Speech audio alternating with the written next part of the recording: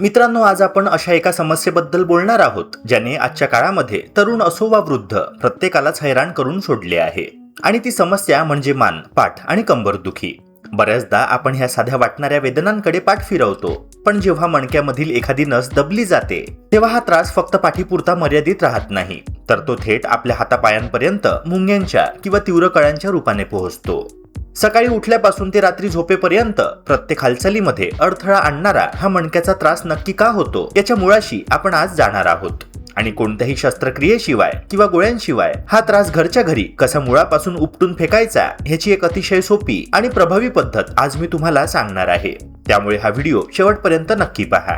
तसेच चॅनलवर नवीन असाल तर ह्या व्हिडिओला लाईक करून चॅनलला नक्की सबस्क्राईब करा, जेणेकरून अशाच प्रकारचे आरोग्यवर्धक कंटेंट्स नेहमीच तुम्हाला बघता येतील. चला तर मग मित्रांनो, व्हिडिओला लगेच सुरुवात करूया.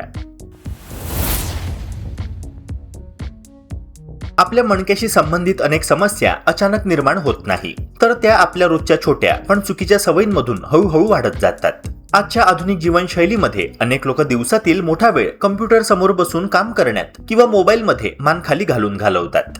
सुरुवातीला हे साधं आणि निरुपद्रवी वाटतं, पण प्रत्यक्षात ह्या चुकीच्या स्थितीमुळे आपल्या मणक्यावर सतत अतिरिक्त ताण येत असतो. विशेषतः मान, पाठ आणि कमरेच्या भागातील चकत्यांवर म्हणजेच डिस्कवर प्रचंड दाब निर्माण होतो. मित्रांनो, जसजसा हा दबाव वाढतो तसतशी मणक्याच्या नसांवर ताण येऊ लागतो आणि मग मानदुखी, पाठदुखी, कंबरदुखी, हातापायामध्ये मुंग्या येणे किंवा दीर्घकाळ बसल्यानंतर उठताना वेदना होणे अशा प्रकारच्या समस्या सुरू होऊ लागतात. अनेकांना वाटतं की हा फक्त थकवा आहे, पण खरं म्हणजे शरीर आपल्याला सावध करत असतं की आता सवयी बदलण्याची वेळ आली आहे. विशेषतः सतत एका जागी बसून राहणं हे मणक्यासाठी अत्यंत घातक ठरू शकतं. जेव्हा आपण दीर्घकाळ खुर्चीवर वाकून बसतो तेव्हा आपल्या पाठीचा नैसर्गिक आकार बदलू लागतो आणि शरीराचं संपूर्ण वजन चुकीच्या पद्धतीने मणक्यावर पडतं. त्यामुळे मणक्याच्या चकत्या हळूहळू कमकुवत होऊ लागतात. म्हणूनच डॉक्टर आणि फिजिओथेरपिस्ट नेहमी सांगत असतात की दर अर्ध्या तासाने जागेवरून उठून थोडं चालणं किंवा शरीर हलवणं अत्यंत गरजेचं आहे. यामुळे रक्ताभिसरण सुधारतं, स्नायूंवरील ताण कमी होतो आणि मणक्याला सतत एका स्थितीत राहावं लागत नाही. त्याचबरोबर बसताना पाठ नेहमी ताठ ठेवणं, मान पुढे न काढणं आणि स्क्रीन डोळ्यांच्या समोर ठेवणं ह्या छोट्या सवयी मणक्याचे दीर्घकाळ संरक्षण करू शकतात. सुरुवातीला ह्या गोष्टींकडे लक्ष देणं कठीण वाटू शकतं, पण हळूहळू त्या शरीरासाठी नैसर्गिक सवय बनतात. मित्रांनो, ह्याशिवाय काही अशा सवयी आहे ज्या नकळत आपल्या मणक्याचं सर्वात जास्त नुकसान करत असतात. उदाहरणार्थ, अचानक खाली वाकून जड वस्तू उचलणे, खूप वेळ एकाच जागी उभं राहणे किंवा अतिशय मऊ गादीवर झोपणे.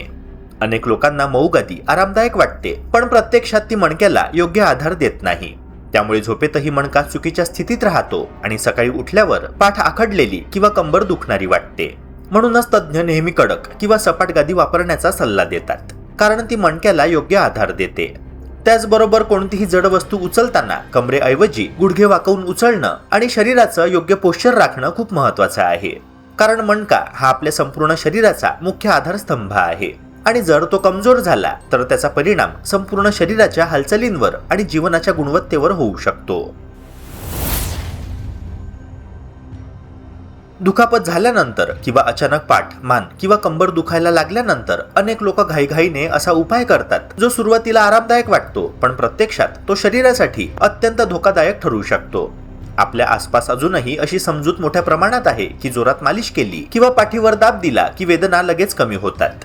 त्यामुळे काही लोक कोणत्याही प्रशिक्षणाशिवाय पाठीवर उभे राहून दाब देतात, मानेला झटके देतात किंवा मग कंबर जोरात मुरगळतात. अनेकदा हे उपाय हाड बसवणारे किंवा अनुभवावर आधारित लोकांकडून केले जातात, पण वैज्ञानिक दृष्टिकोनातून पाहिलं तर ही सवय अत्यंत धोकादायक असू शकते. कारण जर आधीच मणक्याजवळील एखादी नस दाबली गेली असेल किंवा डिस्कमध्ये सूज आली असेल तर अशा चुकीच्या दाबामुळे ती समस्या आणखीनच गंभीर होऊ शकते. काही वेळा तात्पुरता आराम वाटतो, पण आतून मणक्याला अधिक इजा होत असते. विशेषतः मान आणि कमरेच्या भागामध्ये चुकीचा दबाव दिल्यास नसांवर परिणाम होऊन हातापायात मुंग्या येणे, कमजोरी येणे किंवा काही गंभीर प्रकरणांमध्ये कायमस्वरूपी दुखापत होण्याचाही धोका वाढू शकतो. अनेक घरांमध्ये अजूनही अशी चुकीची पद्धत पाहायला मिळते की एखाद्याच्या पाठदुखीसाठी दुसरी व्यक्ती थेट पाठीवर उभी राहते किंवा मानेला अचानक झटका देऊन सुटका करण्याचा प्रयत्न करते. पण मित्रांनो, आपल्या मणक्याची रचना अत्यंत नाजूक अशी असते आणि त्यामधून जाणाऱ्या नसांचा संबंध संपूर्ण शरीराशी असतो. चुकीच्या हालचालीमुळे मणक्याच्या चकत्यांवर अतिरिक्त ताण येऊ शकतो आणि आधीपेक्षा जास्त वेदना सुरू होऊ शकतात. काही लोक तर इंटरनेटवरील व्हिडिओ पाहून स्वतःच मान किंवा पाठ क्रॅक करण्याचा प्रयत्न करतात. पण प्रत्येक व्यक्तीच्या शरीराची स्थिती वेगळी असते आणि चुकीचा प्रयोग गंभीर नुकसान करू शकतो. त्यामुळे वेदना होत असताना कोणताही अनधिकृत किंवा अशास्त्रीय मसाज करून घेण्याऐवजी शरीराला सुरक्षित पद्धतीने आराम देणं हे अधिक महत्त्वाचं असतं. कारण वेदना ही शरीराची एक चेतावणी असते आणि त्या वेदनेच्या मूळ कारणाकडे लक्ष देणं आवश्यक असतं. अशा परिस्थितीत सर्वात सुरक्षित आणि सोपा घरगुती उपाय म्हणजे गरम शेक घेणे.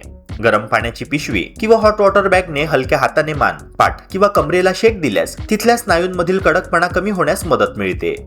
उष्णतेमुळे रक्ताभिसरण सुधारतं, स्नायूंना आराम मिळतो आणि नसेभोवती आलेली सूज कमी होण्यास मदत होऊ शकते. त्यामुळे वेदना कमी जाणवतात आणि शरीर हळूहळू सैल होऊ लागतं. मात्र मित्रांनो, गरम शेक करतानाही काळजी घेणं महत्त्वाचं आहे. खूप गरम पाणी वापरणं किंवा दीर्घकाळ शेक देणं टाळायला हवं. सर्वात महत्त्वाचं म्हणजे वेदना सतत वाढत असतील, हातापायात कमजोरी जाणवत असेल किंवा चालताना त्रास होत असेल तर तज्ञ डॉक्टरांचा सल्ला घेणं आवश्यक आहे. चुकीच्या मालिशच्या मागे लागून तात्पुरत्या आरामासाठी शरीराचं कायमचं नुकसान करून घेण्यापेक्षा योग्य उपचार आणि सुरक्षित सवय स्वीकारणं हेच सर्वात शहाणपणाचं पाऊल ठरू शकतं.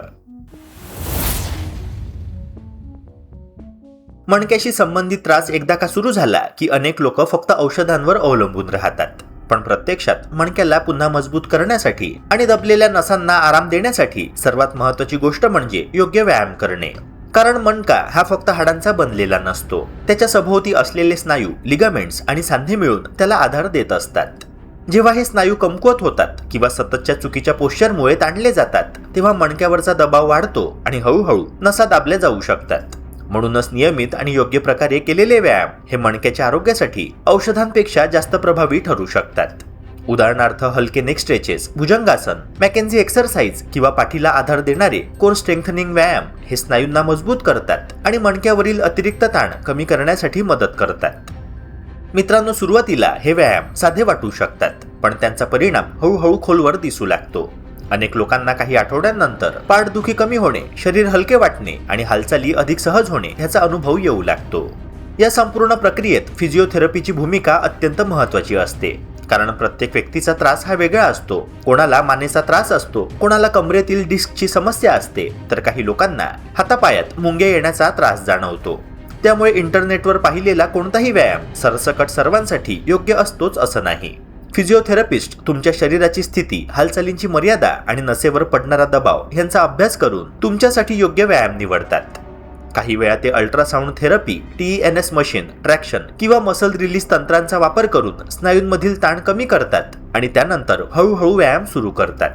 त्यामुळे नसेवरचा दबाव कमी होऊ लागतो आणि शरीर पुन्हा नैसर्गिक हालचाली करू लागतं.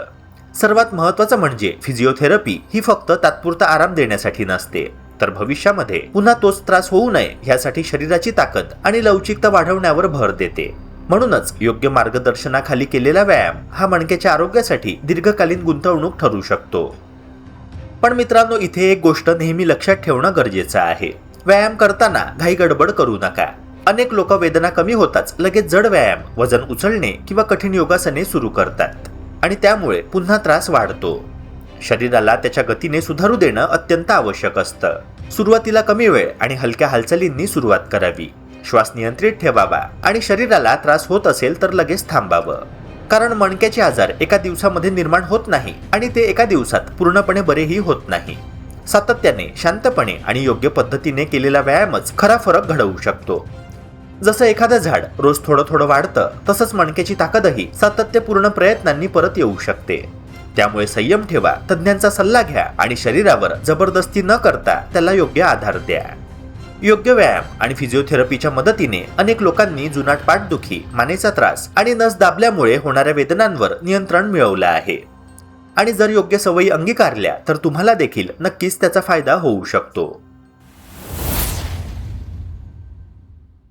मित्रांनो, जरी आपण आपल्या दैनंदिन जीवनामध्ये पाठ किंवा मणक्याच्या त्रासासाठी विविध घरगुती उपाय किंवा नियमित व्यायाम करत असलो तरी काही विशिष्ट परिस्थितींमध्ये तज्ञ डॉक्टरांचा म्हणजेच ऑर्थोपेडिक किंवा स्पाइन सर्जनचा सल्ला घेणे अत्यंत गरजेचे असते. अनेकदा आपण किरकोळ वेदना समजून त्याकडे दुर्लक्ष करत असतो, परंतु योग्य वेळी झालेले अचूक निदान आपल्याला भविष्यातील मोठ्या शारीरिक समस्येपासून आणि गंभीर दुष्परिणामांपासून वाचवू शकते. शरीराची रचना आणि मणक्याचे आरोग्य हे अत्यंत संवेदनशील असल्यामुळे वेदनांचे मूळ कारण शोधून त्यावर योग्य वैद्यकीय उपचार करणे हाच आरोग्याचा खरा आणि सुरक्षित मार्ग ठरतो. जर तुमच्या पाठीच्या किंवा मणक्याच्या वेदना विश्रांती घेऊन अथवा सामान्य औषधोपचारांनी कमी होत नसतील किंवा हातापायांना सतत मुंग्या येत असतील तर प्रगत शहरांमध्ये अनेक नामांकित ऑर्थोपेडिक आणि स्पाइन क्लिनिक्स उपलब्ध आहे, जिथे प्रगत तंत्रज्ञानाच्या सहाय्याने अत्याधुनिक उपचार केले जातात. मित्रांनो, आजच्या डिजिटल युगामुळे वैद्यकीय मदत मिळवणे अत्यंत सोपे झाले आहे. मणक्याच्या किंवा पाठीच्या कोणत्याही त्रासाकडे जर सुरुवातीच्या टप्प्यातच गांभीर्याने लक्ष दिले तर शस्त्रक्रियेसारख्या मोठ्या उपचारांची गरज भासत नाही आणि केवळ योग्य गोळ्या, सपोर्टिव्ह बेल्ट आणि तज्ञांच्या मार्गदर्शनाखाली केलेल्या फिजिओथेरपीच्या मदतीने 90% जास्त रुग्ण विना शस्त्रक्रिया पूर्णपणे बरे होतात. त्यामुळे आजाराचे गांभीर्य ओळखून योग्य वेळी घेतलेला डॉक्टरांचा सल्ला आणि त्यांनी सुचवलेले साधे वैद्यकीय उपाय तुम्हाला दीर्घकालीन वेदनांमधून कायमची मुक्ती देऊ शकतात आणि तुमचे जीवन पुन्हा एकदा सुसह्य व गतिमान बनवू शकतात. पण मित्रांनो, जर तुम्हाला पाठीच्या दुखण्यासोबतच हातापायांमध्ये अचानक कमालीचा कमकुवतपणा जाणवू लागला असेल, चालताना तुमचा तोल जात असेल किंवा लघवी आणि संडासवरचे तुमचे नियंत्रण सुटल्यासारखे वाटत असेल तर ही गंभीर लक्षणे आहे आणि अशा वेळी एका मिनिटाचाही उशीर न करता तात्काळ न्यूरो किंवा स्पाइन सर्जन गाठणे गरजेचे आहे. मित्रांनो, सहज उपलब्ध असलेल्या काही साध्या नैसर्गिक गोष्टी शरीराच्या आरोग्यासाठी किती उपयुक्त ठरू शकतात याची कल्पना अनेकांना नसते. विशेषतः पाठदुखी, कंबरदुखी, मानेतील ताण किंवा मणक्याशी संबंधित त्रासांमध्ये घरगुती पद्धतींचा योग्य वापर केल्यास शरीराला मोठा आधार मिळू शकतो. आयुर्वेदात शरीरातील वात असंतुलित झाल्यास सांधे, स्नायू आणि मज्जातंतूंशी संबंधित अनेक समस्या निर्माण होतात असे मानले जाते. त्यामुळे शरीरातील हा असमतोल कमी करण्यासाठी काही पारंपरिक उपाय आजही लोकप्रिय आहे. उदाहरणार्थ, मेथीचे दाणे हा एक असा पदार्थ आहे जो अनेक घरांमध्ये सहज उपलब्ध असतो. रात्री पाण्यात भिजवून ठेवलेली मेथी सकाळी सेवन केल्यास शरीरातील दाह कमी होण्यास मदत मिळू शकते आणि सांधे व स्नायूंना आवश्यक पोषण मिळते. त्याचबरोबर हळदीचा नियमित वापर देखील महत्त्वाचा मानला जातो. भारतीय स्वयंपाकघरातील हा सुवर्ण मसाला केवळ पदार्थांची चव वाढवत नाही तर शरीराच्या नैसर्गिक संरक्षण यंत्रणेलाही बळकट करतो. रात्री झोपण्यापूर्वी कोमट दुधामध्ये हळद आणि थोडे तूप मिसळून पिण्याची परंपरा अनेक घरांमध्ये आहे. अशा प्रकारचे पेय शरीराला उबदारपणा देते, स्नायूंमधील ताण कमी करण्यास मदत करते आणि दिवसभराच्या थकव्यापासून आराम मिळवून देते. नियमितपणे अशा सवयी अंगीकारल्यास शरीराला आतून मजबूती मिळू शकते आणि हालचाली करताना जाणवणारा ताण कमी होण्यास मदत होऊ शकते. मित्रांनो, फक्त आहारच नव्हे तर शरीराच्या बाह्य निगेची पद्धतही मणक्याच्या आरोग्यासाठी महत्त्वाची ठरते. अनेकदा सतत बसून कामं करणे, चुकीच्या पद्धतीने वजन उचलणे किंवा तासनतास मोबाईल किंवा संगणकासमोर बसणे यामुळे पाठीचे स्नायू कडक होतात आणि रक्ताभिसरणावर परिणाम होतो. अशा वेळी तेल मालिश ही अत्यंत जुनी पण प्रभावी मानली जाणारी पद्धत आहे. विशेषतः तिळाचे तेल, मोहरीचे तेल किंवा त्यामध्ये काही औषधी घटक मिसळून तयार केलेले तेल स्नायूंना आराम देण्यासाठी वापरले जाते. काही घरांमध्ये तिळाच्या तेलामध्ये लसूण किंवा ओवा घालून ते मंद आचेवर गरम केले जाते व नंतर कोमट झाल्यावर त्याचा वापर मालिशसाठी केला जातो. अशा प्रकारच्या मालिशमुळे त्वचेखालील उतींमध्ये उष्णता निर्माण होते, स्नायूंचा ताठरपणा कमी होतो आणि शरीराला हलकेपणा जाणवू लागतो. मात्र कोणत्याही परिस्थितीत मणक्यावर किंवा दुखणाऱ्या भागावर जास्त दाब देणे योग्य नसते. हलक्या हाताने आणि सावकाश केलेली मालिश अधिक सुरक्षित मानली जाते. यामुळे शरीरातील रक्तप्रवाह सुधारतो, स्नायूंना आवश्यक पोषण पोहोचते आणि दीर्घकाळ बसल्यामुळे किंवा उभे राहिल्यामुळे निर्माण झालेला ताण हळूहळू कमी होऊ शकतो. अनेक लोकांना अशा नियमित काळजीमुळे शरीरातील जडपणा आणि आखडलेपणा कमी झाल्याचा अनुभव येतो. मणक्याचे आरोग्य चांगले ठेवण्यासाठी योग्य आहाराची भूमिका अत्यंत महत्त्वाची असते. शरीरातील हाडे, स्नायू आणि मज्जातंतू यांना सातत्याने पोषण मिळाले नाही तर वय वाढण्याबरोबरच विविध तक्रारी निर्माण होऊ शकतात. म्हणूनच दैनंदिन आहारात पोषक घटकांचा समावेश करणे आवश्यक आहे. दूध, दही, पनीर, तीळ, खसखस यांसारखे पदार्थ कॅल्शियमचा चांगला स्रोत मानले जातात, तर मोड आलेली कडधान्ये, सुकामेवा आणि बियाणे शरीराला आवश्यक खनिजे व पोषक तत्वे पुरवतात. विशेषतः बदाम, अक्रोड आणि इतर पौष्टिक सुकामेवा नियमित प्रमाणात खाल्ल्यास मेंदू आणि मज्जासंस्थेलाही फायदा होऊ शकतो. यासोबतच शरीरात पुरेसे पाणी असणे तितकेच महत्त्वाचे आहे. अनेक जण दिवसभर पुरेसे पाणी पित नाही, ज्याचा परिणाम शरीराच्या विविध अवयवांवर होऊ शकतो. पाण्यामुळे शरीरातील पेशींना आवश्यक ओलावा मिळतो आणि विविध जैविक प्रक्रिया सुरळीत राहण्यास मदत मिळते.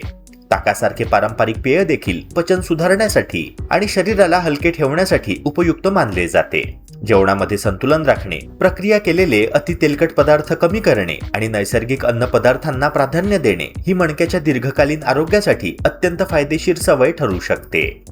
याशिवाय असा एक घटक आहे ज्याकडे बहुतेक लोक दुर्लक्ष करतात, पण जो मणक्याच्या आरोग्यावर थेट परिणाम करू शकतो. तो म्हणजे मानसिक ताण आणि अपुरी झोप. आधुनिक जीवनशैलीत कामाचा ताण, आर्थिक चिंता, सततची धावपळ आणि डिजिटल उपकरणांचा अतिवापर यामुळे मन कायम तणावाखाली राहते.